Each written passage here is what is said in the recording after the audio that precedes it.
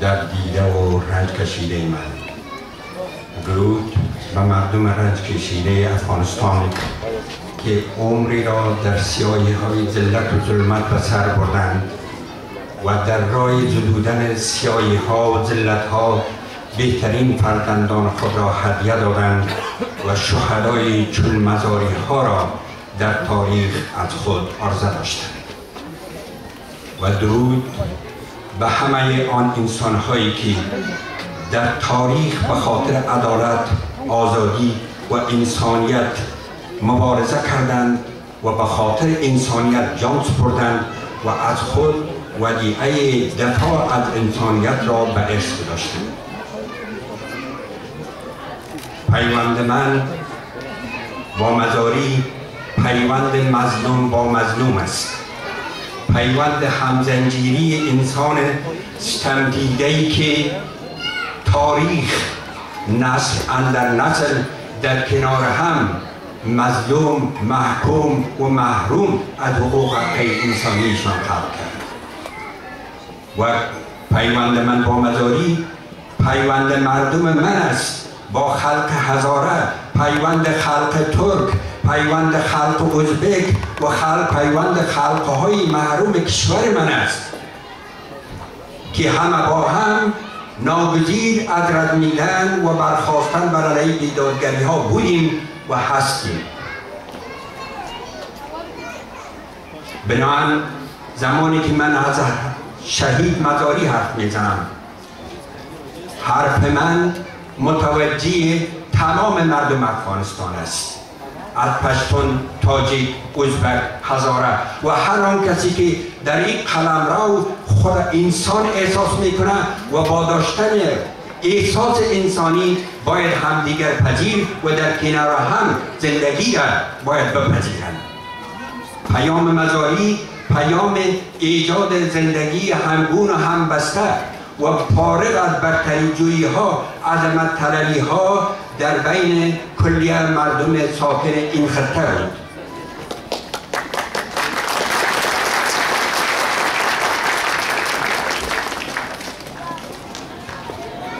چنانی که ما دوره های مختلف تاریخ مرور میکنیم و در هر دور تاریخ بارقه های امید و عنکبوت های سیاهی را میبینیم که در برابر هم قرار گرفته و با عنکبوت های سیاهی و تاریک تندیس میخواهند که بارقه های امید نابود بکنند، ولی همیشه حق پیروز است و به اساس همین پیروزی حق بوده که مزاری ها و صدها قهرمان دیگر را ما در عرصه کشور خود داریم و به فردا هم اگر مردم ما، میهن ما از داشتن شخصیت های همچون مزاری محروم شوند و مزاری که با خون خود تاریخ خلق مردم هزاره را نوشت فقط به یک الگوی تجلیل ها و تمهید ها تبدیل شوند، مطمئن باشیم که راه مزاری دیگر دوام نخواهد کرد. ما در آینده به مزاری ها و رهروان مزاری ضرورت داریم تا اندیشه، باور و تفکر مزاری را آن طوری که او خواست و جان سپرد تمثیل بکنه، تکامل بده و در جامعه ما ممثل از او باشه تا محو بیداد و استبداد تا عرض آخر. من عنوان سخنرانی خود انتخاب کرده بودم بحث فدرالیسم متمرکز زدایی در اندیشه و باور شهید مزاری، اما نمیخوانم مقاله خوانی بکنم ولی که سبب زیای وقت دیگهانشان مقالات مرا میتونند دوستای ما، هموطنای ما در سایت ها در میدیا بخوانند. میخوایم حرفای خود با شما در میان بگذارم. 18 سال است از شهادت شهید مزاری میگذره و از نخستین روزی که شهید مزاری در شهر کابل داخل شد و در علوم اجتماعی مقر نخستین خود برپا کرد، ما با آن شهید آشنایی و دیدارهایی داشتیم. خاطرات فراموش ناشدنی از همه دیدارهای خود دارم و تفکراتی را که شهید مزاری در او دوره زندگی خود داشت تفکراتی بود که ما نسل تحصیل کرده ازبک، ترکمن، هزاره، تاجیک و بالاخره انسان‌ها و خلق‌های مظلوم افغانستان طی دهه‌های متوالی در سینه خود پروریده بودیم. ما با جسم سر خود پرشدن پولیگون‌ها را از اجساد ازبک و هزاره و تاجیک به چشم سر دیده بودیم. اگر ما اون کشتارهای عبدالرحمن خانی را خیلی به زمانهای دور و اگر کشتارهای دوره نادر داوود و هاشم خانی را به دوره‌های دیگر محول بکنیم، در دوره‌ای که خود ما زندگی می‌کردیم به جرم ازبک بودن، هزاره بودن، در محیط زندگی خود، در محیط کار خود و بالاخره در تحولاتی که ما تشنه او بودیم و می‌خواستیم که انسانیت خود را به دست بیاریم، ولی جایگاه ما پلیگون‌ها، زندان‌های پلیچرخی شد. ما وقتی که شهید مزاری بعد از سقوط دولت دکتر نجیب داخل شهر کابل شدند، ابدین پیام میره که اونا به خاطر تحقق و حقوق عادلانه خلقای محروم افغانستان از خود ابراز کردند و فدرالیسم به عنوان یگانه راه حل عادلانه و دموکراتیک مسئله ملی پیشکش کردند. ما امیدها بستیم و انبوهی از تحصیل کرده ها و روشنفکرهای آن دوران که سیاهی ها را با تن و گوشت و پوست خود احساس کرده بودیم و پیشگاه مزاری و دیگر کسانی که در اون مرحله به ما امید داده بودند شتافتیم که شاید بتانیم در کنار از اونا در دودودن بیدادگری ها گامی را برداریم. اما قسمی که تاریخ نشان داد ما راه طولانی دیگری در پیش رو داشتیم و آن طوری که شوونیسم در نهایت پوشیدگی با دولت نجیب سقوط کرد، ولی ملت‌های محکوم هنوز آمادگی تصاحب حق و سرنوشت خود به اساس آگاهی خرد خود نداشتند. کشمکش‌های درونی شورور شد. دشمن برنامه‌های مختلف به سربازگیری ها از داخل جامعه ما آغاز کرد و خود ازبک و هزاره و تاجیک بالوسیله خود ازبک و هزاره و تاجیک نابود کرد و در برابر هم قرار داد. حوادثی پیش آمد که اصلا به تصور ما نمی گنجید و کشمکش مظلومین به خاطر به دست آوردن مقام ظالم آغاز شد و شوونیسم عظمت طلبانه تک قومی جای خود به شوونیسم‌های اقوام و ملت‌های جداگانه ای داد که هر کدام از اینا میخواست که جایگاه پشتون را به خود احراز بکنند. در حالی که شهید مزاری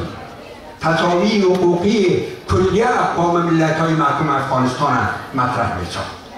بعضی‌ها هم از تفکر شهید مزاری تصور این را داشتند که گویا شهید مزاری فقط در صدد گرفتن چوکی‌های وزارت و تقسیم قدرت با این آن دولت مدارد. نه، در تفکر مزاری هرگز چنین چیزی وجود نداشت. مزاری با طرح فدرالیسم جایگاه حقوقی و قانونی خلق هزاره، خلق ازبک و دیگر خلق‌های محروم در یک نظام قانون مدار میخواد تثبیت شده و تسجیل شده ارائه بکنند. اما ما دیدیم که تلاش ها به ناکامی منجر شد. رهبر شهید شد و پیروانی که امروز از او بر عنوان رهبر یاد میکنند آیا گاهی هم به دنبال اندیشه شهید مزاری که حق خلق هزاره را در تسجیل شدن قانونی حق دو در یک نظام قانون مدار تثبیت کرده بود حرفی دارند؟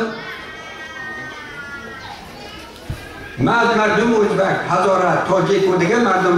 میپرسیم که بدبختی ما در نبود چوکی مقام نبوده، بدبختی ما در نبود نظام سیاسی بوده که در اون نظام سیاسی حقوق انسانی همه مردمای باشنده این سرزمین تثبیت ناشده بود. امروز ما باز هم در مرحله قرار داریم که شباهت به مرحله سقوط دکتر نجیب دارد. زمانی که دکتر نجیب در حالت سقوط قرار داشت کوشش کرد که سلاح‌های اردوی افغانستان با انتقال دادن به منطقه لوگر و مناطق جنوب در اختیار حزب اسلامی قرار بده و حاکمیت هژمونیستی را که در وجود حزب دموکراتیک خلق شکل گرفته بود او را به حاکمیت حزب اسلامی گلبدین حکمتیار تحویل بده. اما در اون مرحله مداری ها بود، دوستم ها بود و دیگر شخصیت های رزمنده بودند که همه با هم در برابر آن قرار گرفتند و فرزندان آگاه مردم ازبک، هزاره، تاجیک در درون حزب دموکراتی خلق به دفاع و پشتیبانی از شخصیت های ملی برخواسته از نهضت مقاومت برخواستند. اما امروز باز هم می‌بینیم که حکومت فاسد کرزی در صدد عزیز که میدان شهر وردک به حزب اسلامی و طالبان تسلیم بده و سلاح‌های مدرنی را که از غرب به دست آورده او را در اختیار ادونا قرار بده و رای و یک حوزه متحد عظمت طلبها و شونسته ها را از قندهار تا کابل در یک ساحه امن ایجاد بکنند. اما متاسفانه امروز دیگه ما مزاری را نداریم. جنرال دوستم با او که و عظمتش نداریم، زنده است، ولی دیگر آن توانمندی هایی که در اون زمان در اتحاد با دیگه ها داشت آن در وجود خود نداره. اما باز هم شکرگزار این هستیم که آن زنده هست.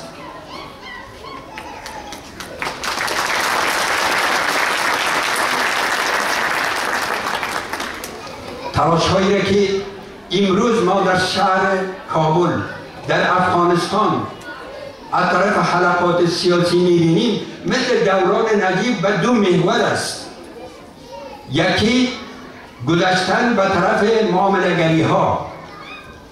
چسبیدن به دور بلنسوان ها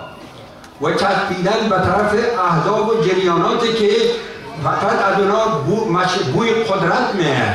و دیگر رفتن به طرف ایجاد نهادهای آزادی خواهانه و عدالت پسندانه. ما می‌بینیم که امروز خلق‌های ازبک، هزاره و تاجیک به دستاوردهای نایل شدند، مثل که در دوران نجیب نایل شده بودند، مثل که در دوره بعد از نجیب نایل شدند، ولی شگرده‌های تهاجم سیاه طالبانی رودهای سفید چون شب تار سیاه ساخت و خونها را جاری ساخت و در اولین مقدمه خود مزاری را قربانی گرفت. آیا ما نباید بیمناک از این باشیم که این دستاوردها، این پوهنتونها، این دانشگاهها، این مکتبها، این متخصصینی را که ما داریم در حال به دست آوردن هستیم در یک شب سیاه شوم طالبانی دیگر که در یک قلمی ما قرار داره ما همه را دست بدیم؟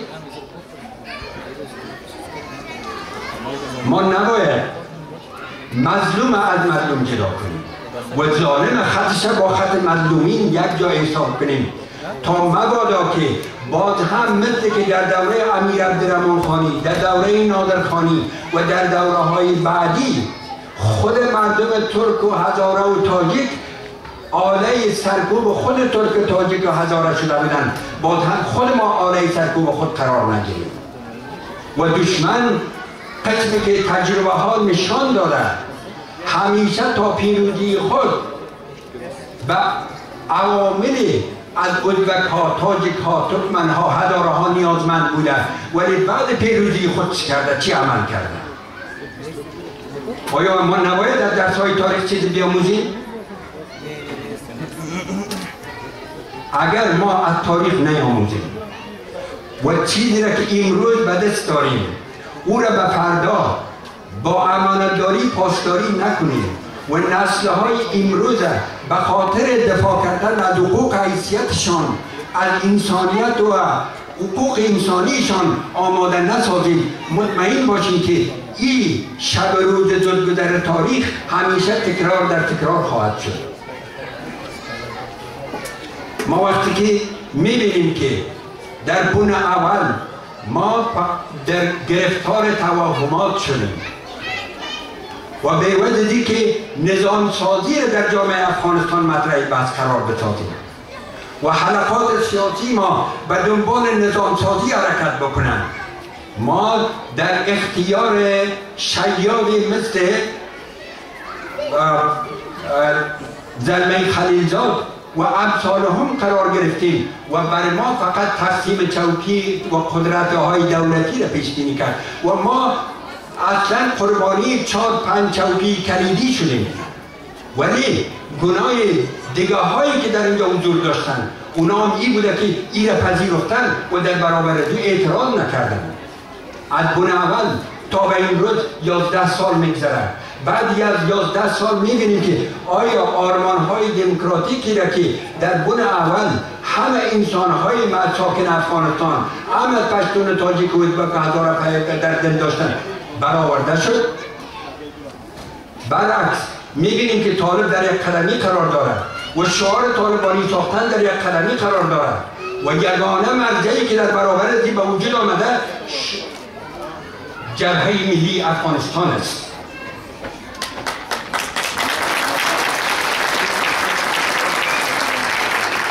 جبهه ملی افغانستان همانند دوران شهید مدارک فدرالیسم مطرح کرد و حزب جنبش ملی اسلامی افغانستان در برنامه خود فدرالیسم من حیث یک اصل ازلی گنجایش داد. جبهه ملی مردم افغانستان این بار انتخابی ساختن ارگانهای محلی قدرت و تمرکز زدایی را در محراق کار خود قرار داده. آیا این قابل دقت نیست؟ آیا سیاستمدارای ما به خاطر به دست آوردن چوکی و مقام و امتیازات و زدگردن مثل دوره عبدالرحمن خانی و نادر خانی باز هم در کنار شونست های عظمت طلب طالب پرور قرار بگیرند؟ و باید انتظار بکشن که باز هم نوبت طالبا برسه و این بار طالبها به عناوین دیگه باز هم در قیصار و ازبک‌ها سرشان بریده با سر و در دست شور هزاره را اجساد سر هم انبار بکنن؟ آیا این آقاهایی که امروز در خط دفاع شونزم قرار دارند تا کجا پیش خواب رفتن؟ آیا اینا مطمئن هستند که بعد از اینکه طالب‌ها بیاین اینا همچنان در این موقف‌ها باقی خواهد موند؟ نه. در اینجاست که ما در برابر شهید مداریم و هزاران شهید سربرکف راه آزادی و عدالت مدیون هستیم که فریاد بکشیم که ملت بیدار شویم و پای خود ایستا شویم و از حقوق خود و از انسانیت خود و از عظمت انسانی خود پاسداری بکنیم. در غیر آن دور نیست که ما باز هم دوره های عبدالرحمن خانی را تجربه کنیم، حوادثی که در کویته رخ میده، حوادثی که همین حالا در مناطق ترکستان، در مناطق شمال افغانستان، در میمنه، در سرپل، در جوزجان در حال وقوع است. هوشداری است برای همه ما در افغانستان میخواهیم که من حیث انسان با داشتن حقوق انسانی در کنار دیگه هموطنهای خود زنه. این حرف شهید مزاری بود. ما در افغانستان ازبک با حقوق انسانیش، هزاره با حقوق انسانیش، تاجیک با حقوق انسانیش، پشتون با حقوق انسانی نه برتر و نه کمتر از دیگر میخواهیم.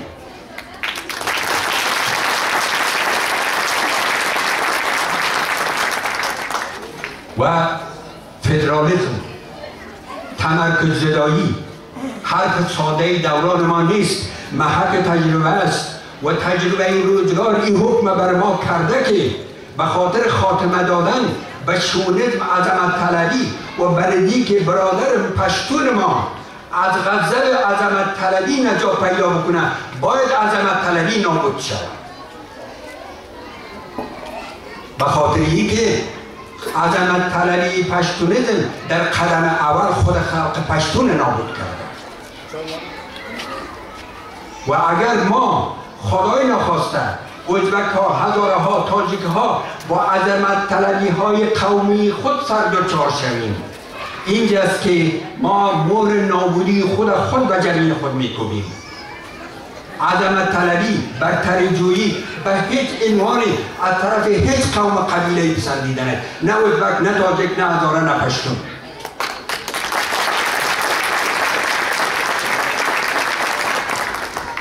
پس اگر میخواهیم که شهید مزاری روی شاد باشد باید رعایت و پاسداری کنیم. اگر میخواهیم که ملت هزاره، ملت ازبک، ملت تاجیک، ملت پشتون دیگر گرفتار اسارت و بدبختی ها نباشه، بگذاریم نابرابری ها و بی‌عدالتی ها را رای نابودیش برای همیشه و در کنار هم پیدا بکنیم. من امیدوار هستم که درس‌های تاریخ، درس‌های آموزنده تاریخ برای ما کافی باشد و دیگر نخواهیم که ما به نام این آن در دست قصابانی که همگیش از ما فقط ما، جان ما، مال ما و هستی ما را میخواهند خود وسیله نابودی خود شویم. بیداری ملت ما مدیون فداکاری های مزاری و مزاری هاست و این خوب بیداری زمانی تحقق پیدا میکنه و پابرجا باقی میمانه که نسل‌های بعدی صرف به تجلیل کردن سالانه 18مین، 17مین، 19مین بسنده نکنند راهکارهای سازنده ای را که به فردا رهگشا و به فردا روشن انداز و به فردا نابود کننده بیدارگری ها باشد به نسل بعدی هدیه بتن. من توجه شما تشکر میکنم و تشکر از همه کسایی که این روز به یاد شهید مزاری برگزار کردند و فرصتی هم به ما دادند که به نسبت یک ترک، فرزند ترک و یک ازبک و بالاخره یک فرزند مردم افغانستان در حضور شما قرار گیرم و دردهای در دل داشته خود بیان کنم. تشکر از شما.